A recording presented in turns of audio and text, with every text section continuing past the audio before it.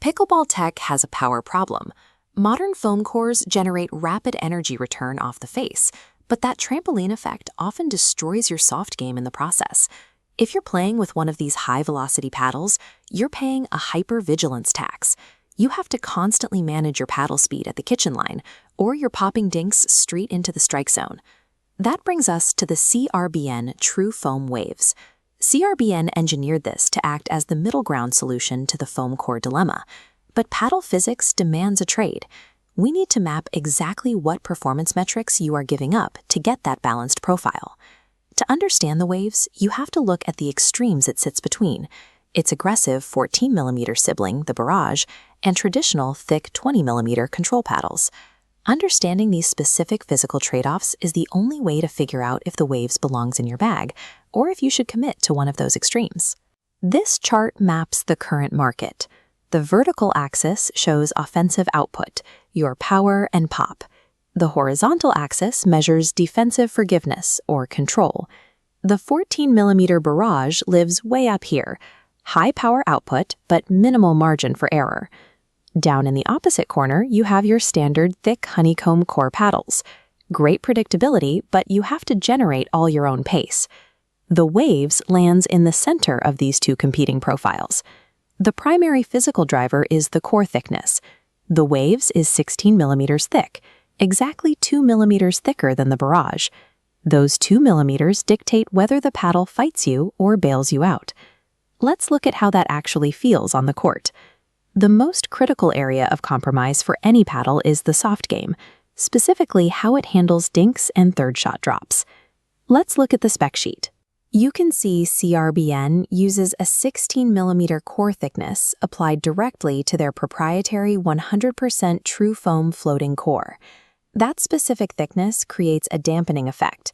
When you're hitting drops, you don't have to pull back your swing speed as aggressively to keep the ball from flying long. Your dinks become highly predictable. The trade-off is that you lose the elite offensive pop you get from the thinner barrage. Moving back to the baseline, this foam core behaves very differently than a traditional polypropylene honeycomb. It generates effortless pace on your drives.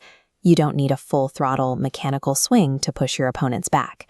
But compared to a 20mm control paddle, the wave still demands more conscious pace management.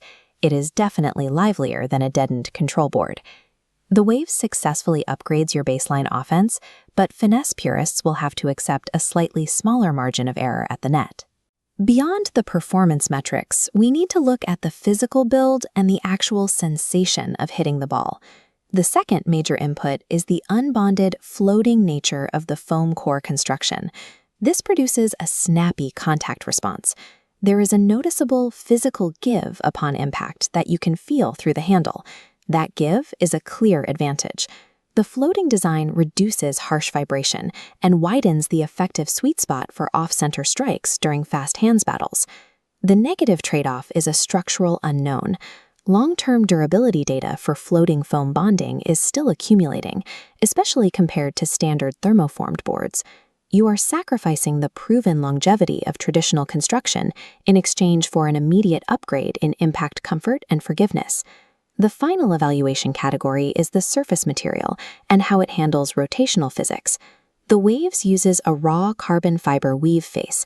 This provides highly effective ball grip. It heavily rewards top spin drives and gives slice shots a sharp, aggressive bite. But that elite grit comes with a maintenance requirement. You have to actively monitor the surface degradation and frequently verify its USAPA tournament compliance. The Surface Tech provides top-tier offensive spin, but this results in a high-performance tool that requires ongoing maintenance checks for competitive players. Choosing between these CRBN models comes down strictly to your court positioning and playstyle. Let's look at this decision tree to diagnose your exact needs. What is your primary playstyle? If your game is built on pace, aggression, and dominating the transition zone, your answer is the 14mm barrage. If you prioritize pure finesse, rely heavily on resets, and refuse to constantly manage your dink pace, grab a standard honeycomb control paddle.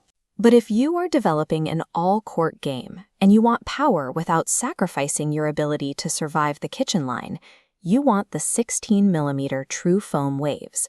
It is a more accessible entry point into modern foam core tech because it doesn't force you through a punishing learning curve. This profile specifically matches the 3.0 to 4.5 skill tier. It's a tool for players looking to develop their all-court capability. The True Foam Waves proves you do not have to sacrifice baseline control to access modern power tech, provided you honestly assess where your game currently lives on the court.